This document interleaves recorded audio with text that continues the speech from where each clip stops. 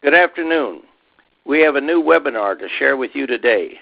The topic is marketing research, which is an area many new entrepreneurs need assistance with. Market research is very crucial to a business plan. It allows bankers and investors to weigh the prospect of success for the new venture and know whether your idea is a pipe dream or has a market niche with a profitable outlook. We are fortunate to have Bruce Becker, who has a career in the market research field, presenting this topic for our Learning Center audience. I will let Bruce introduce himself and share his knowledge with you. Thank you, Virgil. My name is Bruce Becker, and I will be the presenter of this webinar. My main career was with General Mills in marketing research and marketing. I managed the marketing research departments of several divisions of General Mills, including Betty Crocker, Maine Meals and Snacks, and Yoplait Yogurt. I was also part of the management team that introduced Yoplait Yogurt, where I was also responsible for new product development. After retiring from General Mills, I helped start a business for the Minnesota Orchestra called Minnesota Orchestra Visual Entertainment. This business was initiated to provide an income stream for the orchestra. We developed a video series called Notes Alive, which introduced kids to the arts by animating children's stories and putting them to classical music. While artistically successful, the venture did not generate enough income to meet the goals of the orchestra. Finally, I worked with an internet marketing research company called Market Tools. We had panels of people all over the world that agreed to do marketing research studies over the internet. Some of the key clients I worked with were Clorox, Dole, HP, and Disney. A famous philosopher, the great Yankee catcher Yogi Berra, once said, "If you don't know where you're going, you might not get there." Well, marketing research can help you find out where you should go and how to get there. Why do marketing research? Small business startups and owners are faced with many decisions every day. Better knowledge about the industry can improve your judgment when making those decisions. Understanding more about your customer will increase the chances of you making a sale.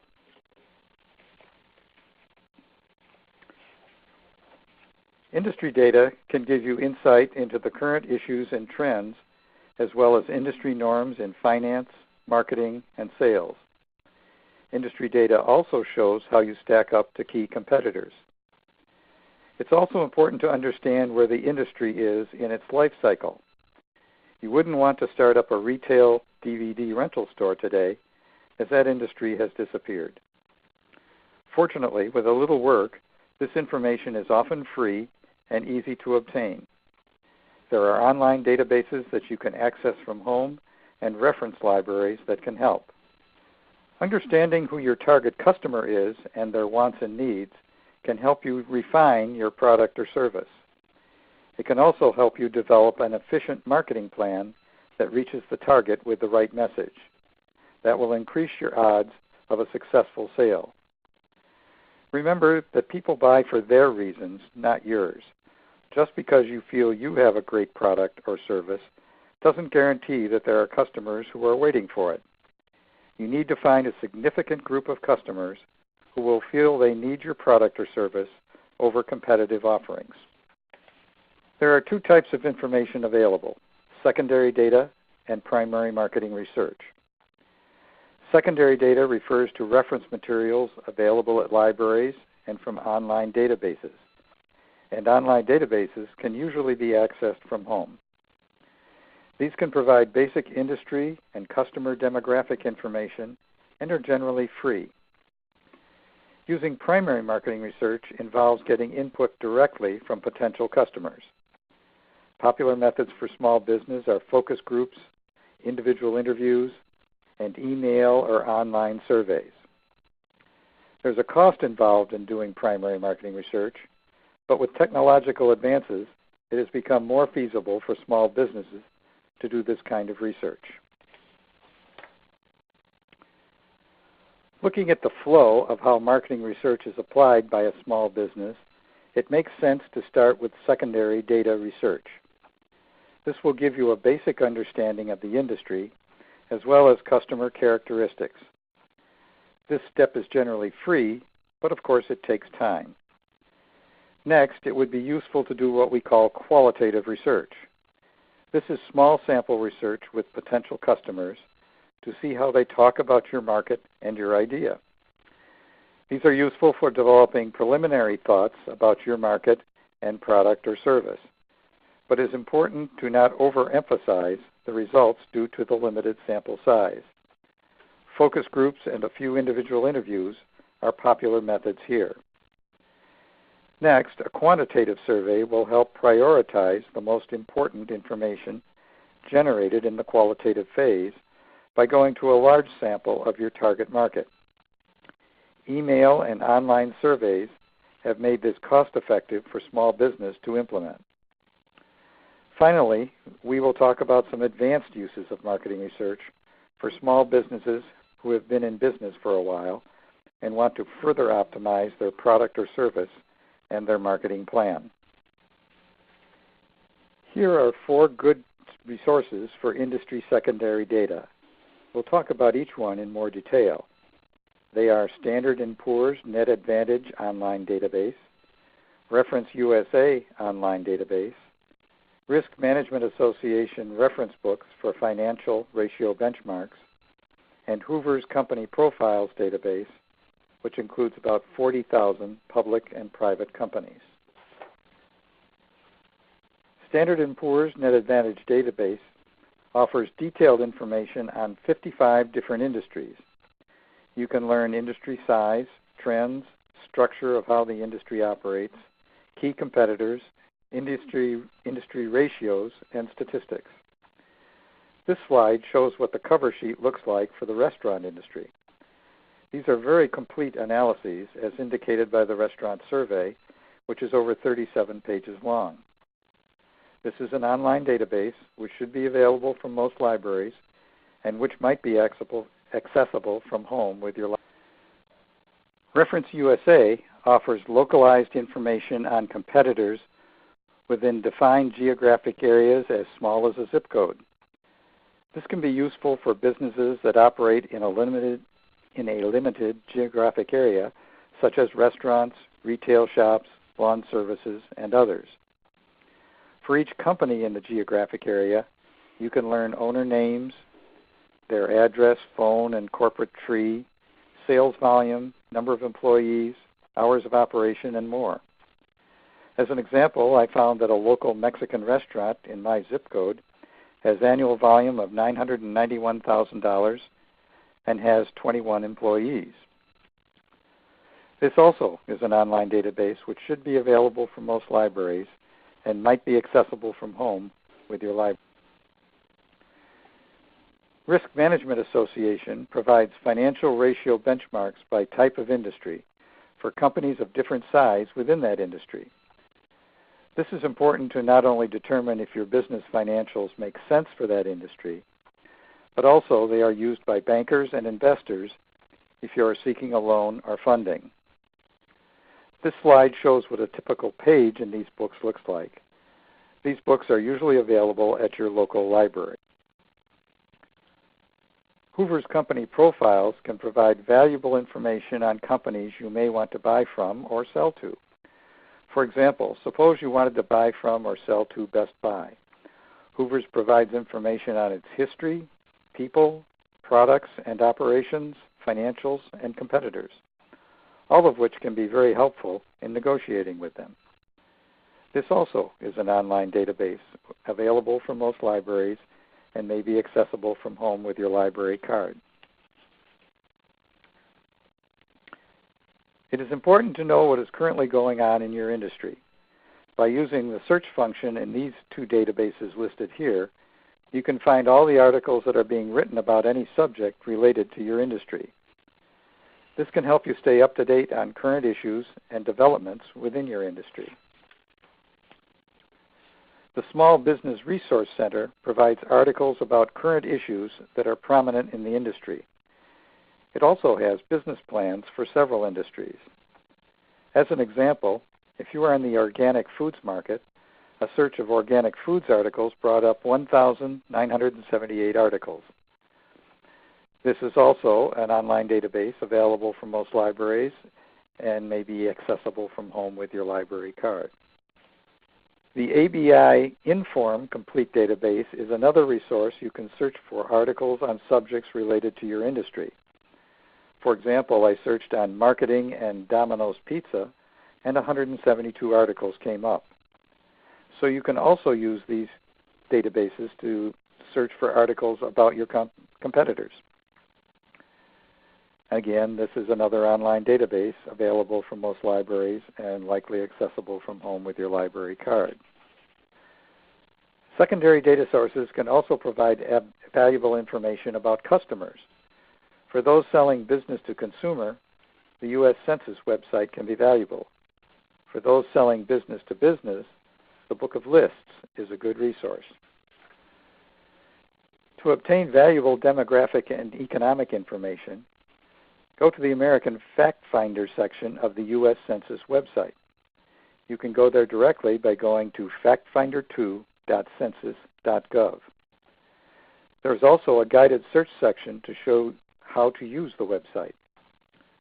This site includes 2010 census information, plus data from the American Community Survey, an annual survey by the census that updates the census numbers as the decade progresses. It also provides information not covered in the 10-year census.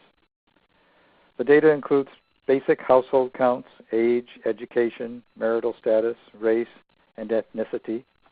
There's also economic data such as income, employment, housing information, types of businesses, and more. This data can be compiled for any geographic definition, such as city, county, zip code, to name a few. The Book of Lists provides the top firms in over 80 business categories, such as accounting firms, ad agencies, hospitals, lawyers, and so on, and is available in about 60 cities across the country. This can be useful if you are selling business to business to one of the categories they cover. Pricing is reasonable, as the print edition for the Minneapolis-St. Paul version costs just $60.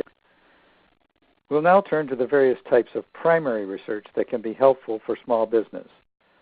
The first four are appropriate for both startups and businesses that are more established. The latter two are most appropriate for small businesses that have been in business for a while. Focus groups can help you understand your target market as well as the industry. Learn about your target customers' buying habits, attitudes, what matters to them, and their lifestyle choices, often referred to as psychographics. Focus groups can help you understand how customers talk about the industry, your company, the issues they have, and improvements they'd like to see.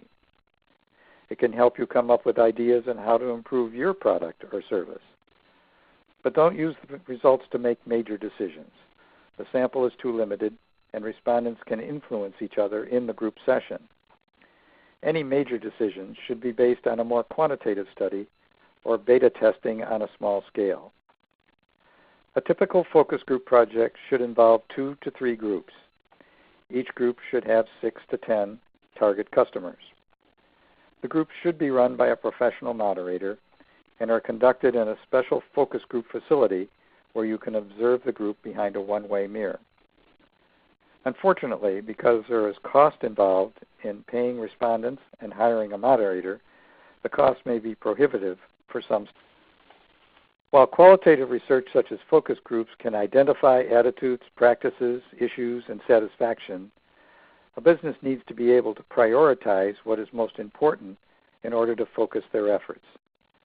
This is where a more quantitative survey can be useful. This involves going to a large sample of target customers with a structured, unbiased survey. Previously cost prohibitive for small businesses, online or email survey providers such as SurveyMonkey allow these surveys to now be conducted at a very reasonable cost, which can range from $500 to $2,000 depending on sample requirements, and level of software needed. Now, Einstein had his theory of relativity, and marketing research has one too. In interpreting marketing research data, it is important to know that people inflate their answers. This is called desire to please. So the way to interpret data is relatively. For example, if you have a list of attributes and you want to know which are most important in the buying decision, look at the ranking of the top box scores on a 5-point importance scale to see which ones rank highest. The top ranking attributes will be the ones most important.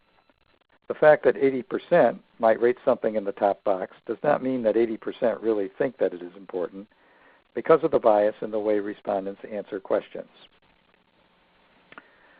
We've talked about how to gather information on competition from secondary sources, but information on how the business really works may not be covered in detail from these sources.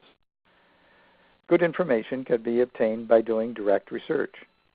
This is considered qualitative research because the sample is limited and the interviewing is not structured, but it can provide valuable insights into competitor strengths and weaknesses and any industry issues. There's nothing illegal in getting this information as long as you are not trying to set prices or control the market with a competitor. First of all, you can ask for information from a competitor directly, usually one you are not going to compete with. Try a business in another city, for example. Mutual suppliers can often provide valuable information about your market.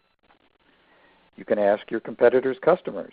You might even do a survey among them to find out your competitors' strengths and weaknesses. Become a customer of a competitor and see firsthand how they operate. This is very popular in the restaurant industry and is called mystery shopping. Join the trade association for your industry, where members provide information that can be shared. And finally, be sure to check the competitors' websites and social media pages. Social media also provide tools for doing polls and surveys. However, a word of caution here. These sites might not be representative of your target market. It might be a good way to get some preliminary survey data at no cost, but it would be worthwhile to verify these findings with an unbiased survey of your target audience. Small businesses which have been in business for a while may be looking for ways to improve their product or service or their marketing efforts. This often involves trying to select among alternative names, packages, taglines, product formulas, commercials, and so on. Called behavioral research, this is where people indicate an intent to buy after being exposed to a stimulus, much like they would be exposed in the real world. Matched samples of target customers would be built, and each sample sees just one of the alternatives, because in the real world they are only going to see one alternative. They indicate an intent to buy after seeing the alternative. The alternative sample with the highest intent to buy is likely to have the best result in the marketplace. Again, it is important to remember the theory of relativity. Which alternative that scores highest is relevant, not the absolute score. One of the most difficult areas of marketing research is volume forecasting. While this is most likely to be used among small businesses already in business and looking to add new products and services, it can also be used to try to forecast a new small business startup. The best approach for a small business is to use the alternative testing method we just talked about and have one sample be exposed to your new product or service and another sample be exposed to an existing product or service in your market with a known sales volume, called a benchmark. Then you ratio the intent to buy scores of your product or service against the existing product or service and multiply by the existing business's volume. This is referred to as the ratio to benchmark method. It's best to choose a benchmark which has had about the same level of marketing support that you plan on having, or else you should make an adjustment to account for any differences in that marketing support. This is where your judgment will have to come into play. Using the secondary data source such as Reference USA can be a way to get the volume level of your benchmark. Finally, let's summarize some of the major conclusions we've talked about. Industry knowledge improves your decision making. Most secondary data sources are free and available online or in libraries.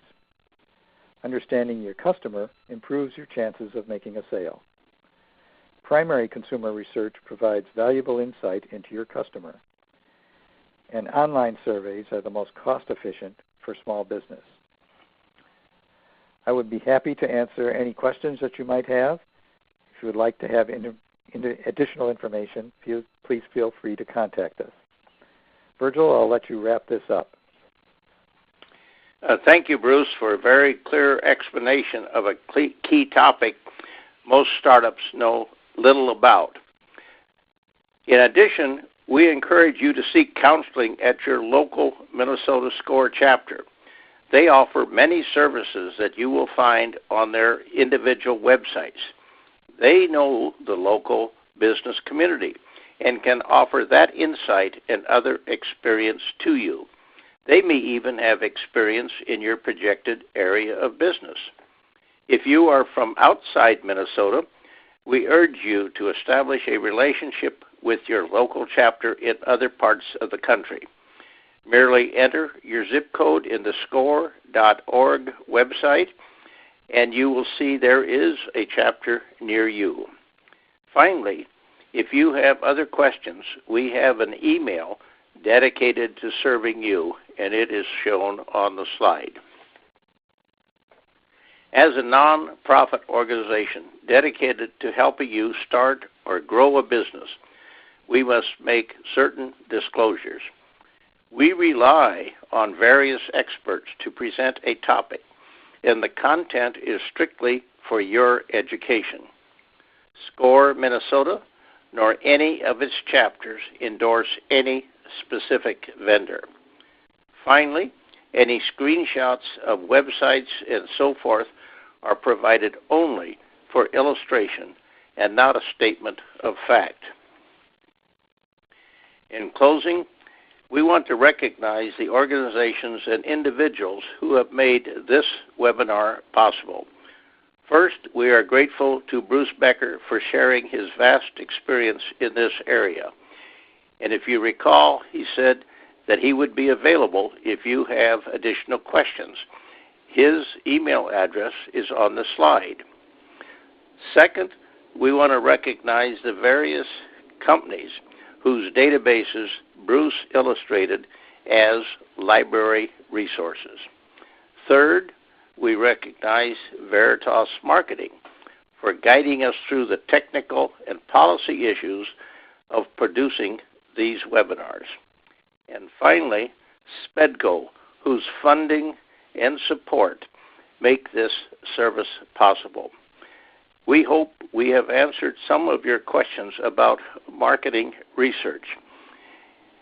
With that, we say goodbye and good luck.